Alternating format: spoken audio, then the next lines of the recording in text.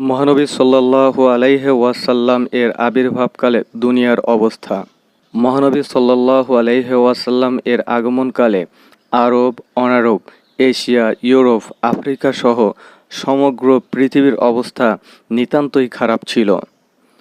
তখন সারা বিশ্বে চলছিল মানুষে মানুষে হানাহানি, কাটাকাটি, জুলুম, নির্যাতন, অত্যাচার, অনাচার, অবিচার আর অন্যের অধিকার হরণ, সম্পদ লুণ্ঠন ইত্যাদি নানাবিধ গর্হিত কাজ।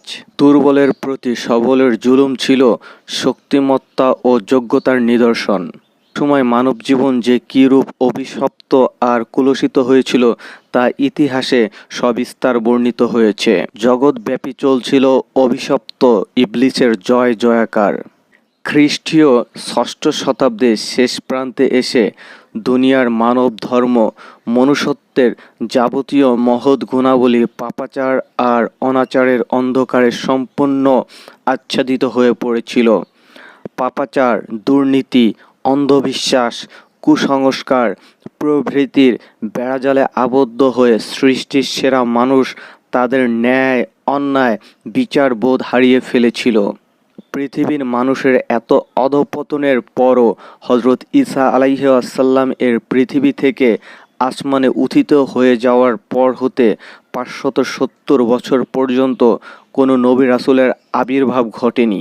এ সময় সৃষ্টির সেরা মানুষ আল্লাহকে ভুলে কুফর ও শিরকে নিমজ্জিত হয়ে পড়েছিল।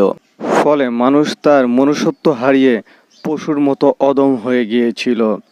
তখনকার অবস্থা এমন লাজুক হয়ে পড়েছিল যে চতুর্দিকে পশুর যে রকম কোনো ভালো মন্দ, ন্যায় অন্যায়ের জবাবদিহি করতে হয় না, প্রশ্নের সম্মুখীন করতে হয় না, মানুষের চালচলন, আচার আচরণ দেখলেও তাই মনে হতো। এ ব্যাপারে ঐতিহাসিকরা সকলেই ঐক্যমত পোষণ করেছেন যে খ্রিস্টীয় ষষ্ঠ শতকের শেষ প্রান্তে মহানবী সাল্লাল্লাহু আলাইহি ওয়াসাল্লাম এর আবির্ভাবের সময় দুনিয়া সবচেয়ে অন্ধকারাচ্ছন্ন ও অবনতির কাল ছিল। এ অন্ধকার আর অবনতির যুগেই মানুষ, গ্রহ, নক্ষত্র, চন্দ্র, সূর্য, পাহাড়, পর্বত, পশু পাখি, দেবদেবী, গাছ পাথর ইত্যাদির উপাসনায় আত্মনিয়োগ করে।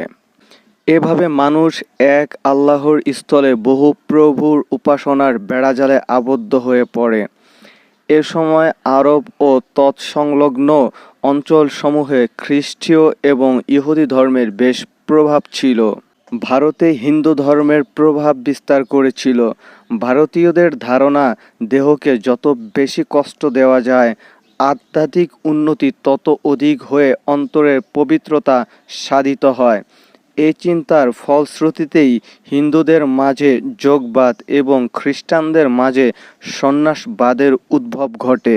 তৎকালীন পৃথিবীর বিভিন্ন দেশের সামাজিক, অর্থনৈতিক, রাজনৈতিক ও আধ্যাত্মিক অবস্থা এবং যে আরবে রহমাতুল্লিল আলামিন আখেরি পয়গম্বর নবী মুহাম্মদ রাসূলুল্লাহ সাল্লাল্লাহু আলাইহি ওয়াসাল্লামের আবির্ভাব ঘটে, সে সময়ে পার্শ্ববর্তী দেশসমূহের অবস্থার প্রতি দৃষ্টি দেওয়া যাক।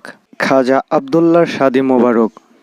আব্দুল মুত্তালিবের কনিষ্ঠ ছেলে খাজা আবদুল্লাহ অত্যন্ত সুপুরুষ, সুশ্রী ও অসীম সাহসের অধিকারী ছিলেন এবং খাতামুন নাবিয়্যিনের নূর মোবারক আবদুল্লাহর পেশানিতে শোভা পাওয়ায় তার চেহারা এত সুদর্শন ছিল যে তার চেহারা দর্শনে যে কোনো দর্শক তার প্রতি আসক্ত হয়ে পড়ত। তাই তিনি রাস্তায় বের হবার সময় চেহারা আবৃত করে বের হতেন।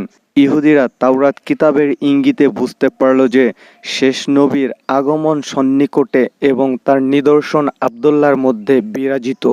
তাই তারা খাজা আবদুল্লাহর ঘোরতর শত্রু হয়ে দাঁড়ালো, কেননা চিরকালের জন্য তাদের কাছ থেকে নবুয়ত চলে যাওয়ার সময় সমাগত।